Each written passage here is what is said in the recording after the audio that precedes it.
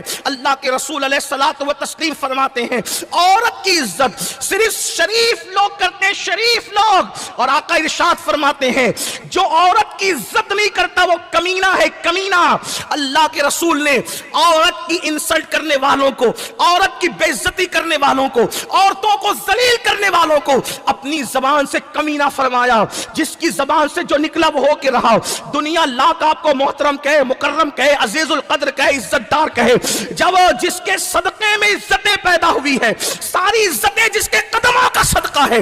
कुरान कहता है वलिल्लाहिल इज्जतु वलि रसूलिही वलिल मुमिनीन, इज्जत तो अल्लाह के लिए है, इज्जत तो रसूलुल्लाह के लिए है, और जो नबी के कदमों से वाबस्ता है इज्जत उनके लिए है। वो रसूल फरमा रहे हैं ज़हे जिनकी शान है ज़हे इज्जतो एतलाए मोहम्मद, है किसी की इतनी इज्जत ज़हे इज्जतो एतलाए मोहम्मद के है अर्शे हक ज़ेरे पाए मोहम्मद। खुदा का अर्श जिसके कदमों के नीचे है ये मोहम्मद रसूलुल्लाह की इज्जत कि है अर्श हक ज़ेरे पाए मोहम्मद। वो इज्जत वाले रसूल फरमा रहे हैं जो औरतों को जलील करते हैं, औरतों की हक तलफी करते हैं, जो औरतों की इज्जत नहीं करते, मेरे आका फरमाते वो कमीने हैं, कमीने। आपसे पूछना चाहता हूं नबी को जो आइडियल बनाएगा वो औरत की इज्जत से कैसे खेलेगा? आज मैं आपसे पूछता हूं, अल्लाह अकबर, आज औरत की इज्जत से खेलना ये एक आम सी बात हो गई। जैसे बच्चे खिलौना समझते हैं वैसे आज औरतें समझी जाने लगी। बाजार में दिखी तो तकलिया, घर में नजर आई तो तकलिया, फिल्मों में नजर आई तो तकलिया। बल्कि फिल्म देखते ही इसलिए हैं कि उसमें औरतें नंगी नजर आती। सबसे ज्यादा सुपरहिट फिल्म वही होती है जिस फिल्म के अंदर औरत ज्यादा नंगी नजर आए, जिसमें उरियानियत ज्यादा हो। वो सीरियल ज्यादा चलते हैं जिसके अंदर गंदे सीन ज्यादा होते हैं, गंदे मनाजिर ज्यादा होते हैं। आपसे पूछता हूं अगर नबी को आइडियल बनाया होता, सिद्दीकीन को आइडियल बनाया होता, शोहदा को आइडियल बनाया होता, तो औरतों को ऐसे पाप की नजर से देख के खिलौना बनाते? दूसरों के देखा देखो आ गई ना बात। कुरान कहता है गैरुल मगदूबि अलैहिम वलद्दालिन, गैरिल मगदूबी अलैहिम वलद्दालिन, यहूद और नसारा के रास्ते पे न चलो। औरत को खिलौना यहूदियों ने बनाया, औरत को खिलौना नसरानियों ने बनाया। हमारे यहां औरत खिलौना नहीं है, हमारे यहां औरत के चार रूप है, चार रूप। जो जानता है वो जानता है, जो नहीं जानता वो सुन ले। हमारे यहां औरत के चार रूप है। एक सबसे पहले और मुकद्दस रूप है, उसको मां का रूप कहते हैं। दूसरा रूप है उसको बेटी का रूप कहते हैं। तीसरा रूप है अल्लाह अकबर उसको बीवी का रूप कहते हैं। और चौथा रूप है उसको बहन का रूप कहते हैं। हमारे यहाँ चार रूप होते हैं, माँ, बहन, बीवी, बेटी, चार रूप। और चारों रूप में बहन कितनी मुकद्दस है। अगर वो माँ है तो उसे फातिमा कहते हैं, अगर वो बहन है तो उसे ज़ैनब कहते हैं, और अगर वो अल्लाह अकबर बेटी है तो उसे सुकैना और सुगरा कहते हैं, और अगर वो बीवी है तो उसे शहरबानो कहते हैं। एक ही करबला में मैंने चारों रूप आपको दिखाए हैं, जरा तवज्जो तो करें और फिर इन चारों हस्तियों को देखें तो पता चले कि हमारे यहाँ अल्लाह अकबर अगर बेटी बन के पैदा हुई तो माँ बाप के लिए जन्नत है, नेक बीवी की शक्ल में आई तो शौहर के लिए जन्नत है, नेक बहन की शक्ल में तो भाई के लिए जन्नत है, और माँ बन गई तो अल्लाह के रसूल सनद दे रहे हैं अल जन्नतो ताता अक़दामिल उम्महातिकुम, कि जन्नत तुम्हारी माओ के कदमों के नीचे है। आपसे पूछना चाहता हूं इतना मुकद्दस रूप किसी ने दिया है औरत को? अल्लाह अकबर। मेरे आका सल्लल्लाहु अलैहि वसल्लम के दीवानों, दरअसल में राह मुस्तफा जाने रहमत से हट गए, हुजूर के रास्ते से हट गए, यहूद और नसारा को अपना आइडियल बनाया। अपनी नाकामी की वजह यह है, वरना खुदा की इज्जत की कसम अपने नबी के रास्ते पर चलकर अरब की बोरिया नशीन कौम कैसर और किसरा की ताजदार बनी थी। इंतखाब आइडियल के अंदर जो है हमने बहुत बड़ी चूक की है। शायद ये इस्लाह माशरा की महफिल हम लोगों के लिए इनकलाब का जरिया साबित हो।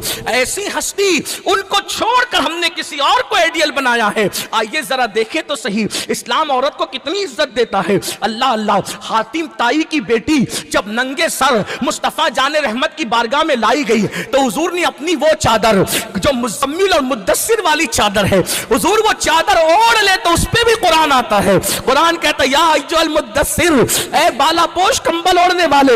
हुजूर वो मुबारक चादर हातिम ताई की बेटी को उड़ाकर कयामत तक के मुसलमानों को पैगाम देते हैं, बेटी किसी की भी हो, बेटी बेटी होती है।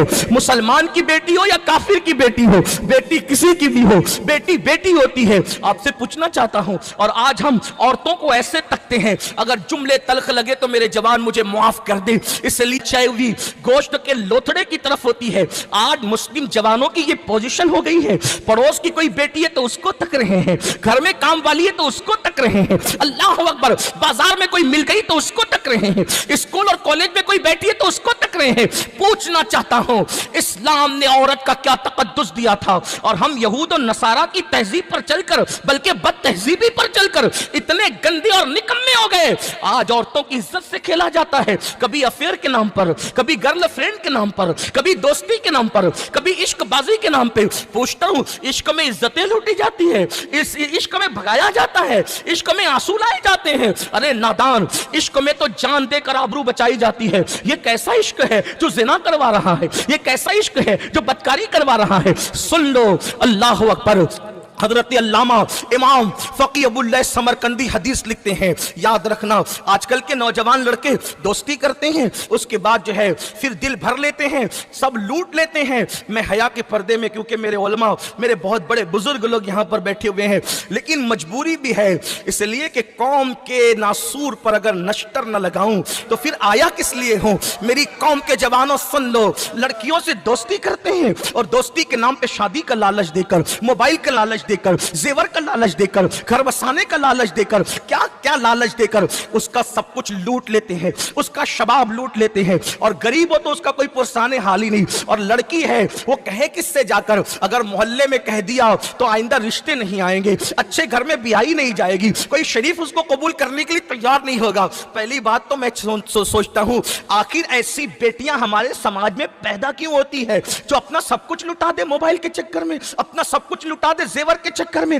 अपना सब कुछ लुटा दे कीमती कपड़ों के चक्कर में, अपना सब कुछ लुटा दे बाइक पे घूमने के चक्कर में। उसकी वजह माँ बाप है जिम्मेदार, कि माँ बाप ने अपनी बेटी को अपने बाजू में बिठा करके सीरियल तो दिखाए, लेकिन अपने माँ बाप ने अपनी बेटी को सैयदा फातिमा का किरदार नहीं पढ़ाया, सैयदा आयशा सिद्दीका का किरदार नहीं पढ़ाया, उम्मुल मोमिनीन सैयदा खदीजा का किरदार नहीं पढ़ाया। सुन लो, बेटियों को बाजू में बिठा करके सीरियल दिखाओगे तो यही दिन देखने पड़ेंगे जो उम्मत देख रही है, और सैयदा फातिमा का किरदार दोगे, इंशाअल्लाह बेटियां भूखी मर जाएगी लेकिन कभी आबरू का सौदा नहीं करेगी। मैं तो ये सोचता हूं, हमारे नबी की शहजादी की जिंदगी पढ़ो तो आपको पता चलेगा। मेरे आका अलैहिस्सलाम के प्यारे दीवानों, अगर बहनें सुन रही है तो उनको पता होना चाहिए। मैं ये कहता हूं, अगर दुनिया में किसी का बाप सबसे ज्यादा मालदार हो सकता है, अगर किसी को ये कहने का हक है कि मेरा बाप सबसे ज्यादा मालदार है, तो वो नबी के घर की शहजादियां हैं, हुजूर के घर की। क्यों? इसलिए कि हमारे अकीदे में हुजूर से बड़ा मालदार न उनसे पहले पैदा हुआ, न क़यामत तक उनके बाद पैदा हो सकेगा। क्योंकि कोई एक रियासत का मालिक है, कोई एक मुल्क का मालिक है, कोई 2 मुल्क का मालिक है, कोई 4 मुल्क का मालिक है, लेकिन मेरे नबी की शान ये है, खुदा ने जितनी मखलूक बनाई है, खालिके कुल आपको मालिके कुल बना दिया, दोनों जहां आपके कब्जा व इख्तियार में। अब बताओ, है कोई इतना बड़ा मालिक? आप कहेंगे मालिक जन्नत भी है। मैंने कहा हाँ, जहां बानी अता कर दे, बड़ी जन्नत हिबा कर दे, नबी मुख्तारे कुल है, जिसको जो चाहे अता कर दे। नबी मालिक जन्नत है। मैंने कहा हाँ, जो जन्नत का जो मालिक होता है वही तो किसी को उठा के देता है। ये माइक आपने मुझे बयान के लिए दिया है, मालिक थोड़ी बनाया है। कितनी इज्जत से सब खड़े हैं, इतनी देर से खड़े, कोई हटता नहीं, टस से मस नहीं होता, इज्जत में खड़े हैं, इज्जत कर रहे हैं, है ना। आप इज्जत में बैठे, उलमा इज्जत में बैठे हैं। माइक उठा करके अगर मैं मौलाना तौसीफ साहब के हवाले कर दूं, मेरी तरफ से हदिया है, माइक वाला भैया बोलेगा शराफत की हद हुई। ऐसा भी आदमी आएगा मुंबई में तकरीर करने वाला, इस्लाम माशरा पे इस्तेमाल करने दिया है, आपको मालिक नहीं बनाया है, मेरा है, तू किसी को नहीं दे सकता। यही तो है ना। बोलो यही है ना।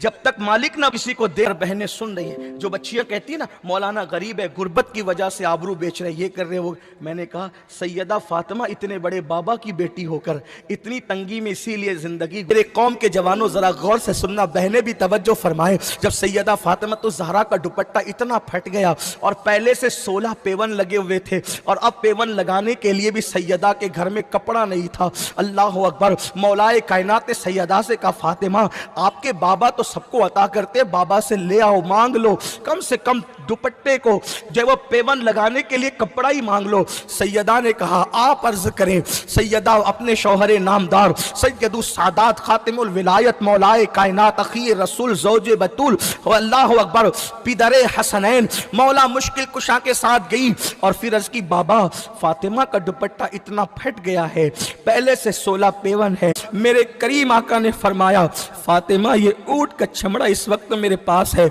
ले जाओ इसी को दुपट्टे में बांध लगा लो।